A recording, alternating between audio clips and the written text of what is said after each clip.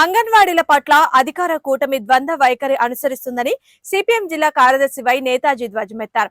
గత ప్రభుత్వ హయాంలో అంగన్వాడీలు తమ జీతాల పెంపుదల, ఇతర సమస్యల పరిష్కారం కోసం 42 రోజుల పాటు నిరవధిక సమ్మె నిర్వహించారని అన్నారు. ఈ సందర్భంగా ప్రస్తుతం అధికారంలో ఉన్న కూటమి పార్టీల నాయకులు అంగన్వాడీల సమ్మె శిబిరాల్లో ప్రత్యక్షంగా పాల్గొని అంగన్వాడీల పోరాటానికి మద్దతు ఇచ్చారు. తాము అధికారంలోకి వస్తే అంగన్వాడీల సమస్యలు పరిష్కారం చేస్తామని హామీ ఇచ్చారు.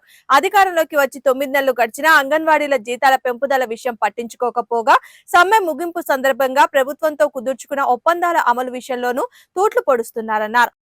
అంగన్వాడీల పోరాటం పట్ల కూటమి ప్రభుత్వం యొక్క ద్వంద్వ వైఖరిని సిపిఎం పార్టీ ఖండిస్తూ ఉంది.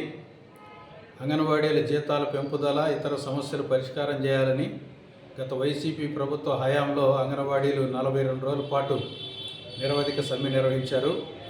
ఆ సమ్మె సందర్భంగా ప్రస్తుతం అధికారంలో ఉన్నటువంటి కూటమి పార్టీల నాయకులు అంగన్వాడీల సమ్మె శిబిరాల్లో మొదటి నుంచి చివరి వరకు ఉండి మేము మీకు మద్దతు ఇస్తున్నాం, అండగా ఉంటామని చెప్పారు. వాళ్ళ పోరాటాన్ని బలపరిచారు. తాము అధికారంలోకి వస్తే ఈ సమస్యలన్నీ పరిష్కారం చేస్తామని అనేటువంటిది హామీ ఇచ్చారు. సమ్మె ముగింపు సందర్భంగా పలు డిమాండ్లని గత ప్రభుత్వం ఆమోదిస్తూ సమ్మె ఒప్పందం చేయటం అనేటువంటి జరిగింది. వాటిలో కొన్ని గతంలో జీవోలు ఇచ్చారు. మిగిలిన సమస్యలు పరిష్కారం చేయాల్సినటువంటి అవసరం ఉంది.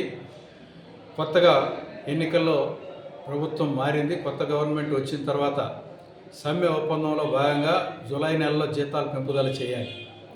ఇప్పటికి దాదాపు 8 నెలలు పైగా గడిచిపోయినప్పటికీ కూడా అంగన్వాడీల జీతాల పెంపుదల కోసం ప్రభుత్వం ఏమాత్రం చర్యలు తీసుకోలేదు.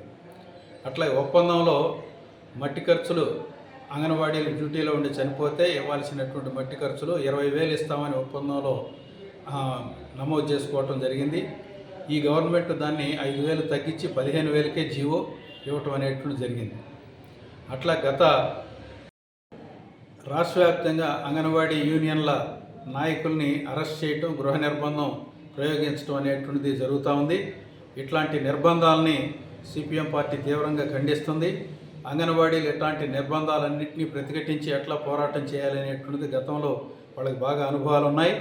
ప్రభుత్వం ఇలాంటి కుయుక్తులు పక్కన పెట్టేసి అంగన్వాడీ యూనియన్ నాయకులతో చర్చలు జరిపి వాళ్ళ సమస్యలు పరిష్కారం చేయాలి, అంగన్వాడీల జీతాలు పెంపుదల చేయాలని సిపిఎం డిమాండ్ చేస్తుంది.